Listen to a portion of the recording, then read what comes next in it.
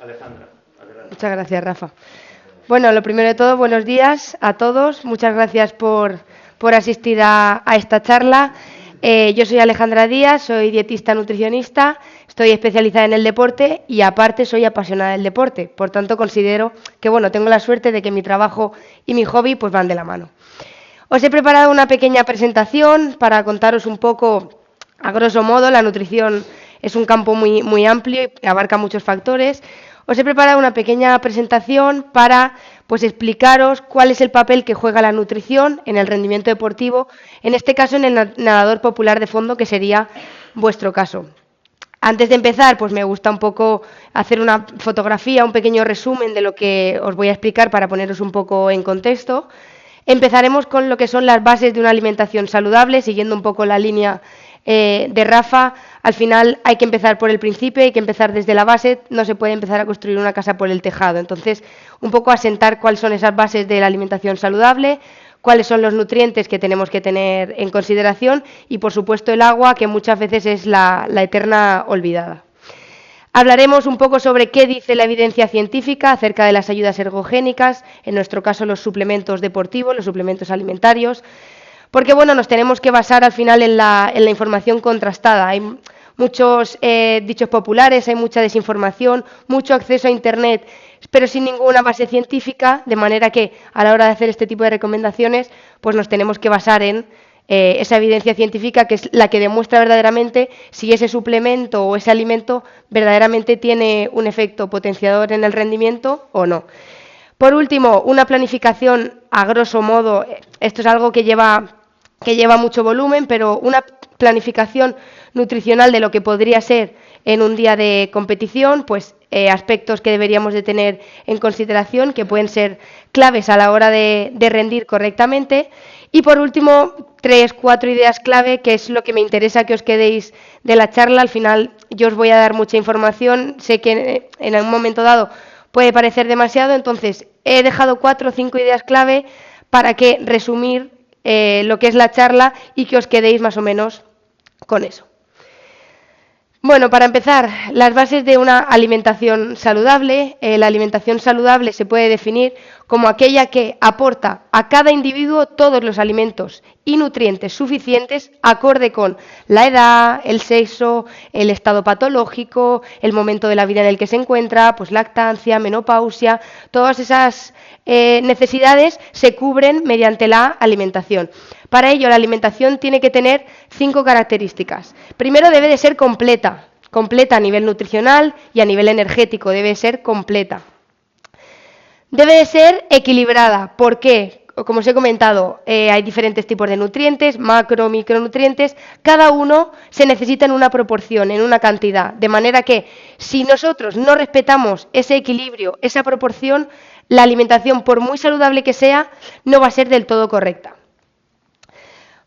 Debe ser suficiente, tanto a nivel energético como a nivel nutricional, de manera que se cubran las necesidades básicas que nuestro organismo necesita para poder funcionar. Entonces, la cantidad de nutrientes y de energía que nosotros le damos a nuestro cuerpo tiene que ser la suficiente para que nuestro cuerpo pueda realizar esas funciones. Debe ser individualizada o adaptada. Cada persona somos diferentes, de manera que la nutrición y la alimentación siempre se tiene que adaptar a cada uno de nosotros, tanto en preferencias como en intolerancias, alergias, necesidades especiales por cualquier estado patológico, por cualquier tipo de déficit, debe ser individual y adaptada. Y por último, debe de ser variada. Todos los grupos de nutrientes tienen que estar presentes en nuestra alimentación, en nuestro día a día. Esto significa que si un día, por lo que sea, no he comido suficiente proteína, ¿me va a condicionar? Bueno, mientras que sea solo un día, pero el resto de días lo hagamos de manera correcta, sí. ¿Dónde está el problema? Cuando es un comportamiento continuo, cuando continuamente existe ese déficit o ese bajo aporte de proteínas, pues lo que ha comentado Rafa, eso nos va a afectar a nivel muscular y por ende nos va a afectar en lo que es el rendimiento deportivo. El primer grupo que tenemos son los macronutrientes, son los que su función principal es darnos energía a nuestro organismo, son los que se encuentran en mayor proporción dentro de los alimentos y son los que nuestro cuerpo requiere en mayores dosis, de ahí su nombre, macronutrientes. Se dividen en 3 grupos, como ya podemos ver en las fotos, ya podemos ir ubicándolos un poquito. Tenemos los carbohidratos, suponen el 50-55% del aporte calórico diario. Son nuestra principal fuente de energía.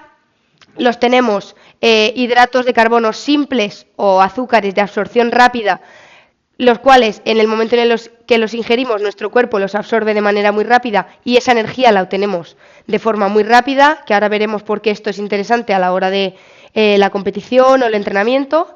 Y tenemos los hidratos de carbono de absorción lenta, que son los que no nos van a producir esa energía tan inmediatamente, pero a largo plazo van a permitir que nuestros depósitos de glucosa, de glucógeno, que es la energía que nuestro cuerpo necesita, pues estén llenos. ¿De dónde obtenemos los carbohidratos? Pastas, cereales, arroz, patata y los productos integrales. Después tenemos las proteínas. Si os fijáis, la proporción es bastante menor. Nuestro cuerpo las necesita en menor proporción.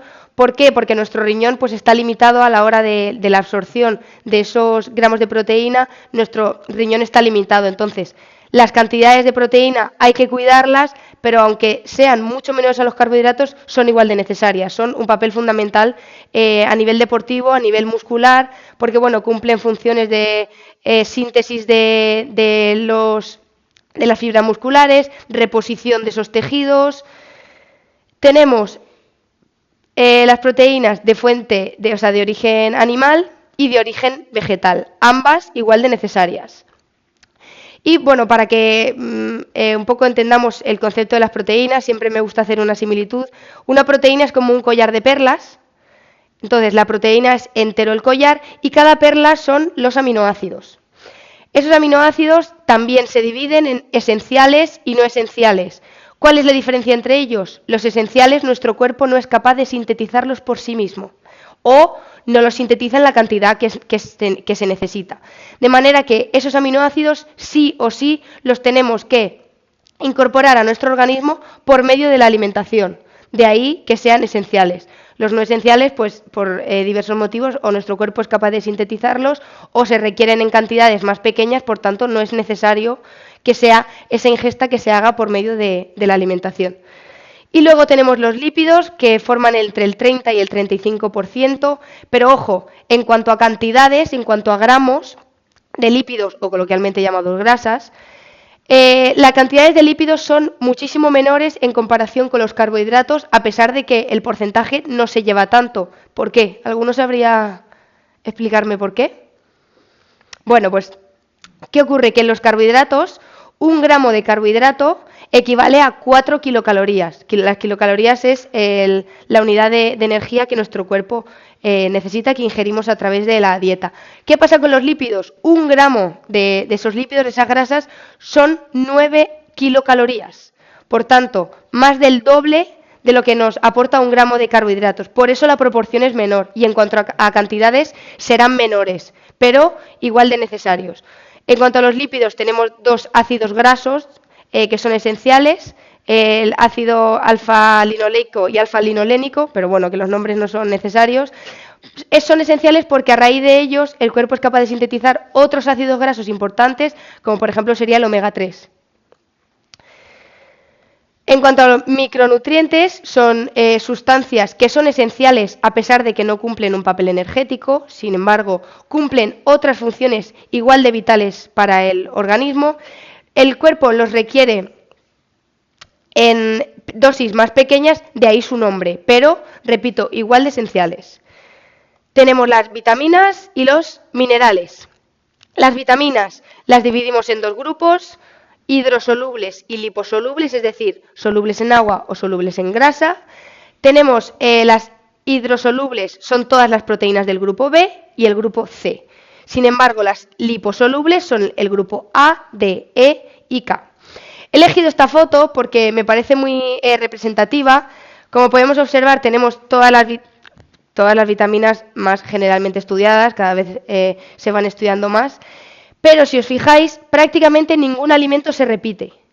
en cada una de ellas, no se repite prácticamente ningún alimento. ¿Eso qué quiere decir? La importancia de la alimentación variada, porque todas esas vitaminas son igual de necesarias. Entonces, si yo puedo comer muchísima lechuga, que es muy buena, pero si yo no combino dentro de las verduras, pues lechuga, espárragos, tomate, bueno, tomate más fruta, pero si yo no combino esos alimentos, ¿voy a estar teniendo una alimentación saludable? No, porque no es variada. Y luego tenemos los minerales mundialmente conocidos, el hierro, el calcio, potasio, sodio, cada uno con sus funciones importantes y con una fuente alimentaria diferente. Por tanto, vuelvo a repetir, vuelvo a hacer hincapié en la variabilidad de la dieta, súper importante. Y el agua.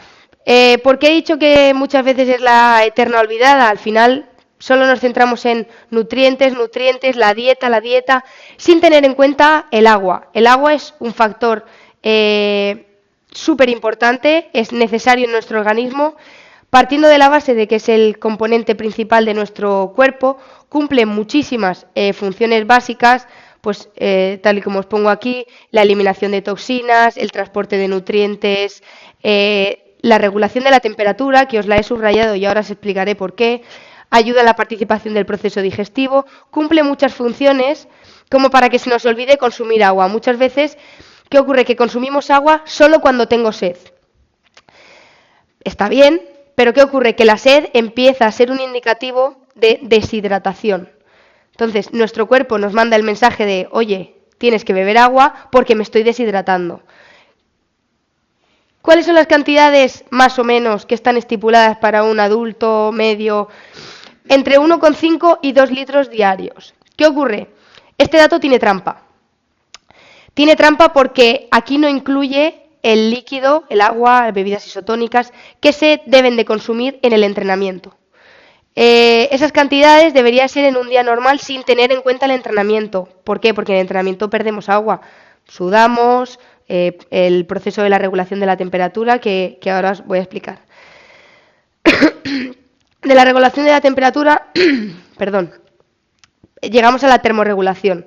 La termorregulación es un proceso que se da en nuestro organismo, por el cual nuestro organismo está en constante lucha por mantener la temperatura corporal estable, de manera que todas nuestras funciones se puedan desarrollar. ¿Qué ocurre con los nadadores? Tenemos que tener en cuenta el medio en el que estamos, el agua. El agua normalmente está a una temperatura muy diferente, depende de dónde estemos, pero diferente a la temperatura corporal. ¿Qué ocurre? Que nuestro cuerpo constantemente tiene que estar trabajando para que esa diferencia de temperaturas entre el medio en el que estamos y nuestra temperatura corporal sea menor. Constantemente tiene que estar trabajando. ¿Qué ocurre? Que nuestro cuerpo para eso gasta energía. Nuestros depósitos de glucógeno se van gastando, aparte de por el propio desgaste físico, por la propia actividad física, por este proceso de termorregulación. De manera que si nuestro cuerpo no está correctamente hidratado, no tenemos los depósitos de energía correctamente llenos, nuestra fatiga va a aparecer antes. ¿Por qué estamos gastando energía? Aunque nosotros no lo sepamos, estamos gastando energía en ese proceso de termorregulación, de intentar equilibrar la diferencia de temperatura entre el medio en el que estamos y nuestro organismo. Es verdad que este proceso se puede agravar o no dependiendo de la temperatura del agua. Vosotros no es lo mismo pues nadar a lo mejor en el mar Cantábrico que nadar en el Mediterráneo, la diferencia de grados, pero que sepáis que aunque no seamos conscientes que este proceso continuamente se está dando. De ahí la importancia de beber agua, además de la propia sudoración. Esto os lo he puesto un poco visual, entre los nutricionistas hay un poco de controversia a nivel educacional. Ya se están utilizando otro tipo de estrategias, otro tipo de infografías para hablar un poco de lo que es la alimentación saludable, pero yo esta en concreto os la pongo de la Sociedad Española de Nutrición Comunitaria porque me parece muy interesante y se ha añadido hace relativamente poco. Esta es la última, es del 2015, pero las que tenemos antes de esta no incluyen otros hábitos que son necesarios para mantener esa vida saludable. Además de la nutrición, por supuestísimo, lo que comentaba Rafa, pues el ejercicio, el consumo de agua, las técnicas culinarias que utilizamos, puede jugar un papel muy importante por el tema de la pérdida de vitaminas o no, o por la la utilización de grasas, lo que nos sube la cantidad calórica, el equilibrio emocional, el balance energético.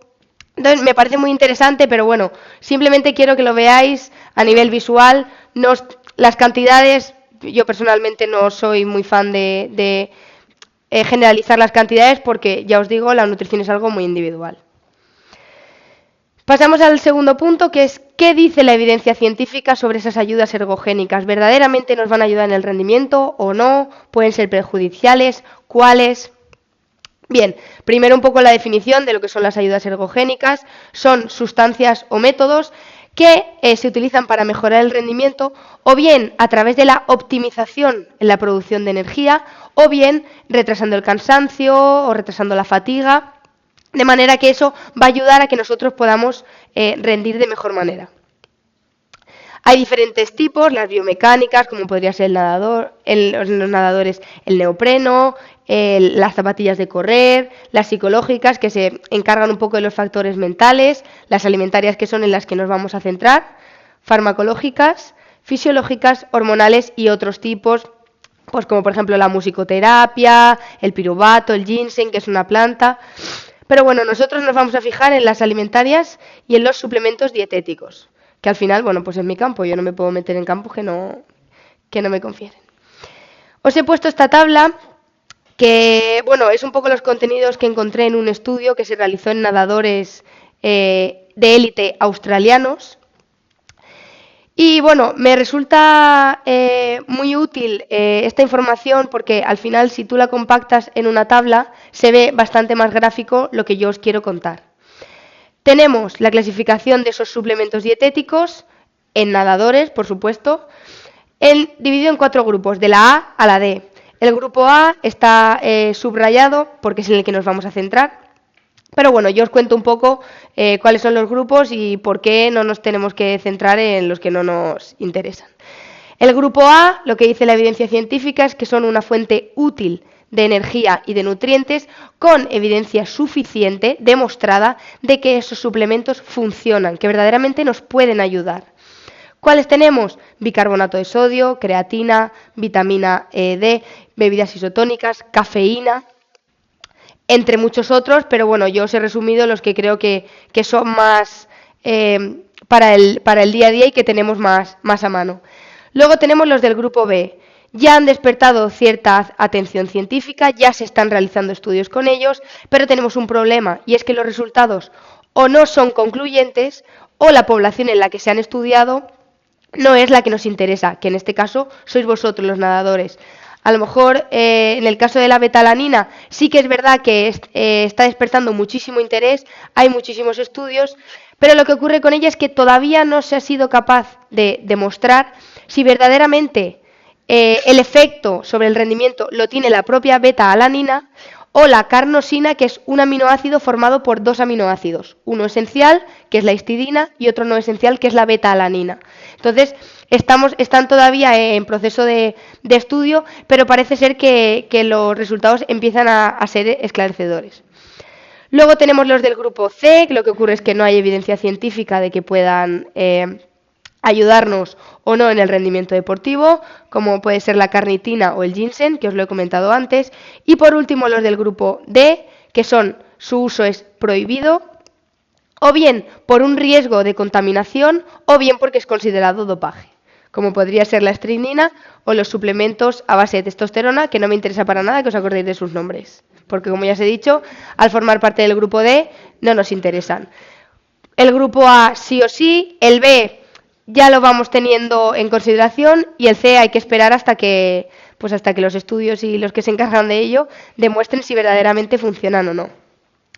Voy a entrar un poquito más en contexto con los del grupo A. El bicarbonato sódico es el que se encarga de mantener el equilibrio ácido-base, es decir, actúa como tampón. ¿Para qué? Para evitar la acidez del pH. ¿Qué ocurre? La acidez del pH nos va a afectar en el rendimiento. ¿Por qué? Porque las contracciones musculares se van a ver afectadas, de manera que esa contracción muscular no va a ser ni tan potente ni tan eficaz, de manera que, por supuesto, nos va a afectar en el rendimiento. Tenemos la creatina. La creatina es el suplemento, parece que hoy en día todo el mundo consume creatina porque qué buena es. Y es verdad que la evidencia científica está muy demostrada que la creatina es un suplemento que nos puede ayudar. Lo que ocurre es que se almacena en forma de fosfato de creatina, de manera que en nuestro cuerpo se utiliza como otro reservorio de energía. ¿Para qué? Cuando nuestro cuerpo, nuestras necesidades del músculo, las demandas energéticas aumenten, esa creatina almacenada en forma de fosfato de creatina es otra vía que nuestro cuerpo puede utilizar para el consumo de energía. De manera que ayuda a retrasar la fatiga, porque no solo gastamos los depósitos de glucógeno, sino que también tenemos estos depósitos de creatina, perdón. Importante, monohidrato de creatina, ¿por qué? Es el que de verdad se ha demostrado que tiene un efecto en el rendimiento y además al consumir monohidrato de creatina nos aseguramos de que única y exclusivamente estamos consumiendo creatina. No hay aditivos, no hay proteínas, no hay conservantes, no hay simplemente creatina. De manera que ahí nos aseguramos que verdaderamente estamos consumiendo lo que queremos. ¿Pero la creatina qué es? La creatina es un conjunto como de proteínas, por así decirlo. Y entonces nuestro cuerpo lo transforma a creatinina, que es el fosfato de creatina, y así es como se almacena. Pero nosotros no almacenamos la creatina como tal. Es un poco un símil a lo que ocurre con el glucógeno y la glucosa. Nosotros ingerimos glucosa, pero nuestro cuerpo para poder almacenarlo lo almacena en forma de glucógeno. Entonces con la creatina pasa un poco lo mismo. Nosotros consumimos creatina, pero la almacenamos de otra... La creatina es una proteína. Es una proteína, pero bueno... al final nosotros, aunque sea una proteína, lo vamos a utilizar como fuente de energía por esa transformación. Luego tenemos lo que es la vitamina D. En este caso se suplementa un poco más para prevenir el riesgo de déficit. ¿Por qué? La vitamina D la podemos obtener a raíz de la exposición solar. ¿Qué ocurre? Que cada vez más, como ha dicho Rafa, pues somos más sedentarios, las nuevas tecnologías, pasamos más tiempo pues en las oficinas, ahora que se ha puesto súper de moda el teletrabajo. Entonces, esa exposición solar se va reduciendo, de forma que se suplementa para evitar ese déficit. Esto quiere decir que nosotros podemos, o mejor dicho, necesariamente tenemos que suplementar vitamina D. No. Pero sí, en algún caso en el que vemos que nuestra exposición solar no es suficiente, sí que se suplementaría para evitar ese déficit. Luego tenemos las bebidas isotónicas, también muy conocidas, muy utilizadas, con mucha base científica. Son bebidas deportivas que están compuestas por carbohidratos y sales minerales, de forma que son muy útiles para, durante la competición, reponer esos hidratos de carbono de absorción rápida que nos van a dar esa energía extra y además las sales minerales que perdemos pues por la propia sudoración. Entonces son una ayuda que nos garantiza que esas necesidades se van a cubrir y se van a reponer al acabar el ejercicio. Y por último está la cafeína, que es una sustancia que lo que produce es la activación del sistema nervioso, por lo que ayuda a disminuir la percepción en el cansancio y a reducir la fatiga, de manera que también nos va a ayudar a aumentar el rendimiento deportivo, no con esa energía extra, sino ayudándonos a retrasar la fatiga. Y por último, os he puesto un poco... Pero entonces, la cafeína es un engaño. como un engaño. Están engañando al cuerpo. A ver, no tanto como engañando, pero sí que es verdad que tú despiertas el sistema nervioso, entonces lo que hace es que tú la percepción del cansancio no la percibes de la misma manera. Entonces, tu cuerpo está cansado, pero tú la percepción no es la misma. Entonces, se podría decir que sí, que engañamos al cuerpo, sí. Se podría decir, es una manera de verlo. Una planificación de lo que sería la nutrición en el día de competición. Ya os digo, es un poco a grosso modo porque esto hay que individualizar, hay que hilar mucho más fino dependiendo de cada deportista, pero bueno. El antes. ¿Cuál es el objetivo del antes? Preparar al organismo para que esté disponible, para que ese desgaste físico nuestro cuerpo lo afronte de manera óptima y podamos rendir de la mejor manera. ¿Cuáles son un poco las pautas? 3-4 horas antes, esto depende también de la hora de la prueba. No es lo mismo una prueba que se hace a primera hora de la mañana, que la que se hace a mitad de la mañana, que la que se hace por la tarde. 3-4 horas previas se tiene que hacer una ingesta de hidratos de carbono de los de absorción lenta, lo que os he comentado antes. Queremos llenar nuestros depósitos de glucógeno, de energía, para que estén disponibles para la competición. 1 o 2 horas previas, ya os digo, esto va un poco a nivel individual. El deportista, hay gente que le gusta competir con una sensación un poco más de vacío, entonces pues 3-4 horas antes con esa ingesta sería suficiente. El que no, 1 o 2 horas antes, previas, una pequeña ingesta de hidratos de carbono, podría ser pues medio plátano, a lo mejor 2-3 dátiles, alguna fruta, pero una ingesta muy pequeña. No queremos empezar la prueba o la competición con esa sensación de llenado intestinal. Pero bueno, vuelvo a lo mismo. Esto al final es cosa de cada uno al gusto del consumidor. Los hidratos de 3-4 horas antes son de largo... Efectivamente. Y los de 1 o 2, el arroz. Justo, arroz, la pasta, los cereales, que no sean integrales, porque eso es lo que os iba a comentar ahora. Entonces, hidratos de carbono que nos llenen ese depósito de glucógeno sin generarnos un pico de insulina, que es lo que el pico de insulina lo que nos va a hacer va a ser aumentar la insulina, por tanto nuestro organismo se acelera y eso puede afectar al rendimiento deportivo, de manera que eso es lo que no queremos. Ese pico de insulina lo queremos a la hora de empezar la competición o a la hora de competir.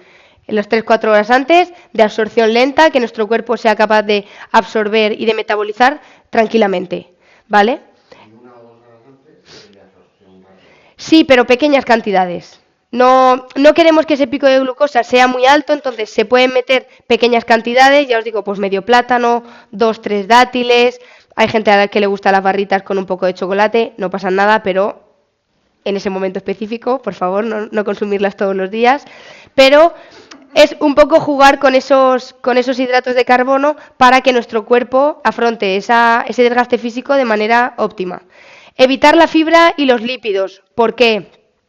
Porque lo que queremos evitar son las molestias gastrointestinales. Es muy incómodo, vosotros que estáis mucho tiempo en el agua, o los corredores que están mucho tiempo corriendo, los ciclistas, es muy incómodo estar durante toda la prueba, durante 90, 120, 180 minutos, los que sean, estar con esas molestias gastrointestinales. ¿Qué va a ocurrir? Que no vamos a rendir de la misma manera. Entonces, para evitar esa pesadez, esas posibles molestias gastrointestinales, hay que evitar la fibra, es decir, evitar los alimentos integrales antes de la competición y evitar los lípidos. Si hacemos una ingesta muy pesada, es decir, muy calórica, basándonos en los lípidos, nos vamos a sentir muy pesados, muy llenos y no vamos a rendir de la misma manera, no vamos a estar cómodos. Una tostada de pan integral con aceite, Yo no la recomiendo. Yo no la recomiendo. Luego cada uno, ya os digo, a lo mejor hay gente que lleva 20 años compitiendo tomándose esa tostada, no voy a ser yo quien diga que no lo haga. Pero como recomendación personal, yo no os lo recomiendo, más que nada por eso, para que no estar incómodos y si a nivel físico estamos preparados, que unas molestias gastrointestinales no nos fastidien esa competición, al final no hemos venido a sufrir. Y la suplementación, que ahí os pongo el asterisco, ¿por qué? Porque la suplementación, primero hay que entrenarla. Quiero decir, tenemos que entrenar a nuestro organismo a consumir esa suplementación. Yo no os recomiendo, y prácticamente creo que ningún profesional lo va a hacer, llegar al día de competición y experimentar. Y ponerme a inventar. Igual que estamos entrenando a nuestro organismo a nivel aeróbico, a nivel de fuerza, también hay que entrenarlo a nivel intestinal. ¿Qué quiero decir? A lo mejor hay personas a las que la cafeína les sienta mal, pero no lo saben porque no lo han entrenado. ¿Qué va a ocurrir? Voy a llegar al día de competición, me voy a tomar la cafeína, la hemos liado, porque les sienta mal. Entonces, es importante que esa suplementación la entrenemos, tanto la ingesta, para que nuestro organismo, nuestro intestino, se acostumbre y esa absorción se haga de manera más rápida, como la mecánica de la ingesta. ¿Para qué? Para reducir al menos tiempo posible los 10-15 segundos que yo voy a perder tomándome esa suplementación pues reducirlo y mecanizar esa manera en la que yo me voy a tomar la ingesta para lo que os digo, que toda la carrera, toda la competición vaya de la mejor manera, ¿vale? Entonces, por eso os he puesto un poco el asterisco, porque yo os recomiendo que eso se entrene antes, ¿vale? Para que estemos preparados a la hora de la competición, que es como el examen, ¿no? Llevamos un año estudiando para el examen y llega el examen, lo suyo es que lleguemos en las mejores condiciones. El durante, ¿cuál es el objetivo? Evitar o retrasar la fatiga y mantener el organismo en las condiciones óptimas con las que iniciamos. Por supuesto, eso no es posible porque a medida que va avanzando la prueba, a medida que van pasando los minutos, nuestro cuerpo va en continuo desgaste físico, se van degradando proteínas, vamos gastando los depósitos de glucógeno, los de creatina. Entonces, los hidratos de carbono de absorción rápida, lo que hablábamos antes, que me den ese pico, ese chute de energía y de glucosa para que yo pueda seguir rindiendo sin llegar a terminar o a gastar todos los depósitos que yo tengo de energía. Cuanto más tardemos en gastar esos depósitos, más tiempo podremos estar compitiendo al mejor ritmo. Las bebidas isotónicas, para la pérdida de sales minerales, por la sudoración se pierden muchísimas sales minerales, de manera que con las bebidas isotónicas garantizamos esa hidratación y la reposición de esas sales minerales. Además, muchas veces pueden suponer un aporte extra pues de hidratos de carbono, o si le queremos meter un poquito de cafeína porque nos sienta bien cuando llega cierto tiempo, pues muchas veces es una buena herramienta para asegurar que esa reposición, tanto de hidratos de carbono, de la energía, como de las sales minerales, la realizamos de manera correcta. Y, por supuesto... Sí, los geles. ¿He puesto bebidas isotónicas? Sí. Sí, de absorción rápida. Sí, de absorción rápida. Están preparados.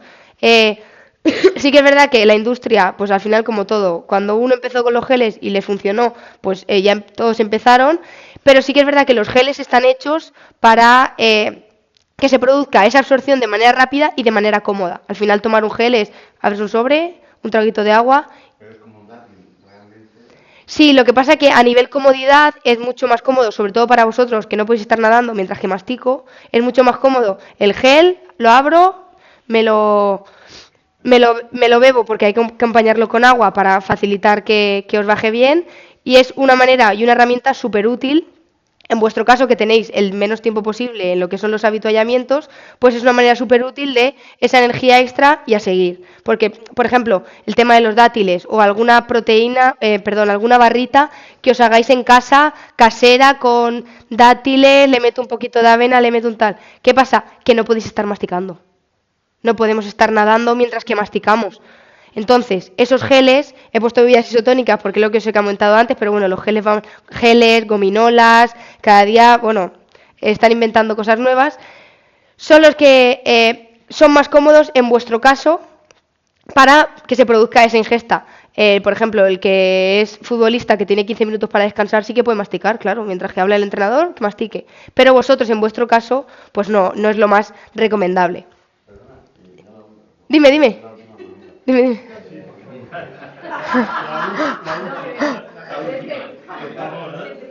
que está interesante. Dime. Entonces, cuando pones antes, durante, y ahora pondrás después, claro. Antes pones 3 o 4 horas previas ingesta de hidratos de carbono y proteína de alta calidad. Esos 3 o 4 horas previas, pero por ejemplo, imagínate, el domingo vas a estar 2 horas en el agua. Ese finde no solo hace los hidratos esa mañana o la noche antes, sino el sábado también. Sí, a ver, claro, por supuesto, esta planificación es como una foto del día de competición, pero por supuesto la base de lo que es a lo largo de toda la semana tiene que estar. Si nosotros no llevamos una alimentación correcta de lunes a sábado, el domingo, por mucho que hagamos milagros, yo garantizo que el rendimiento no va a ser el mismo. ¿Qué es lo que ocurre? Imaginaros que tenemos una prueba a las 9 o las 10 de la mañana, un entrenamiento, sin ir más lejos, una prueba, un entrenamiento, a las 9 o 10 de la mañana. ¿Nos vamos a levantar a las 6 a comernos un plato de pasta? Por supuesto que no. Esa carga de hidratos se hace la noche anterior. La noche anterior sí que es verdad que, bueno, por las noches no es del todo recomendado meter una ingesta muy alta en hidratos de carbono, por la pesadez, pero si al día siguiente yo voy a entrenar o voy a competir a las 9, 10 de la mañana, por supuesto no me voy a levantar a las 5 a comer, esa carga de hidratos la tenemos que hacer el día de antes. Y esa misma mañana, ahí sí que entraría esa 1 o 2 horas previas, es recomendable un poquito de cantidad de hidratos de carbono, pero la carga fuerte, el plato de pasta o de arroz, hay que hacerlo la noche de antes, ¿vale? Porque si llegamos a entrenar en ayunas y la noche anterior no hemos hecho esa carga de hidratos, pues lo siento en el alma, pero duraremos la mitad del entrenamiento si es que lo duramos, ¿vale? Entonces, pero esto es lo que es el mismo día de competición. Por supuesto, durante toda la semana anterior, igual que entrenamos en la piscina, hay que mantener la alimentación saludable. Esto no hace milagros, lo que os he dicho. Podemos llegar al examen y 3 horas antes mirarnos todo el contenido. Evidentemente no va a ser lo mismo que si yo llevo una semana entrenando, o 2, o 3, o el tiempo que lleve estudiando y entrenando en este caso. Y por último tenemos el después. ¿Cuál es el objetivo después? Recuperar esos depósitos de glucógeno, recuperar esas sales minerales, favorecer o garantizar la síntesis proteica para esa recuperación y esa regeneración muscular, de manera que ingesta de hidratos de carbono, por supuestísimo, básicos, en este caso de absorción lenta otra vez, ya no nos interesa que nos dé ese pico de energía, ese pico de glucosa, puede ser de absorción lenta o nada más finalizar ese desgaste físico, sí que se puede volver a consumir bebidas isotónicas para garantizar que se reponen correctamente y luego ya volver a nuestra alimentación normal.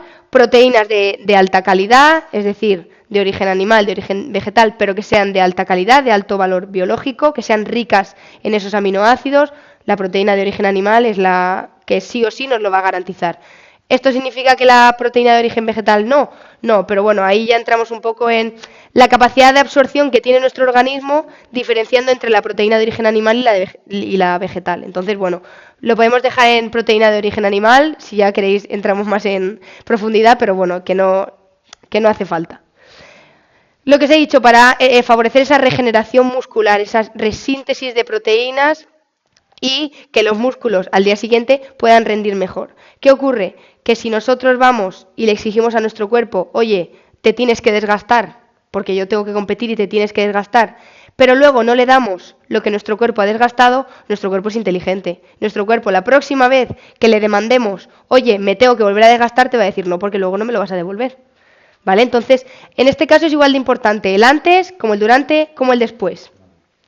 Hay que reponer aproximadamente el 150 del líquido corporal perdido. ¿Esto cómo lo vamos a medir? Me peso antes, me peso después. Esto normalmente se hace en entrenamientos. Me peso antes, me peso después. Un día de calor, otro día de frío. Un día que he entrenado en el mar, un día que he entrenado en la piscina. Se hace una media de más o menos cuánto es lo que perdemos cada uno en entrenamientos para que luego, el día de competición o el día de entrenamiento, sepamos más o menos cuánto es la cantidad de agua o de líquido que yo tengo que reponer. ¿Vale? Y la reposición de sales minerales, lo que os he dicho, al final las bebidas isotónicas pues son una herramienta maravillosa y fantástica que nos va a garantizar que se van a reponer esas sales minerales. Y bueno, ya por último, creo que ya llevamos bastante, las 4 o 5 ideas clave que me interesa que os quedéis de la charla. Para que una dieta sea saludable, acordaros, tiene que tener las 5 características. Tiene que ser completa, equilibrada, suficiente, adaptada o individualizada y tiene que ser variada, ¿vale? La hidratación, crucial y no podremos olvidarnos de ella. Acordaros lo que os he explicado, el tema de la termorregulación, la cantidad de funciones que el agua cumple en nuestro organismo. Por favor, no nos olvidemos de ella, ¿vale? Importante. Beber cuando tengo sed, por supuesto. Cuando no la tengo, tampoco nos vamos a obligar, no nos vamos a poner una pistola en la cabeza, pero sí que es interesante que llevemos un control de la cantidad de agua que ingerimos a lo largo del día. Más o menos entre 1,5 litros, 2 litros, sin contar el entrenamiento, ¿vale? Acordaros de eso. La alimentación es uno de los muchos factores que hay que tener en cuenta para preparar una competición de manera óptima, para que el rendimiento sea el correcto. En esto voy un poco con el hilo de Rafa. Si yo no tengo unas condiciones musculares óptimas, puedo cuidar todo el resto de factores, pero si hay uno que me está cojeando, no voy a rendir al 100%.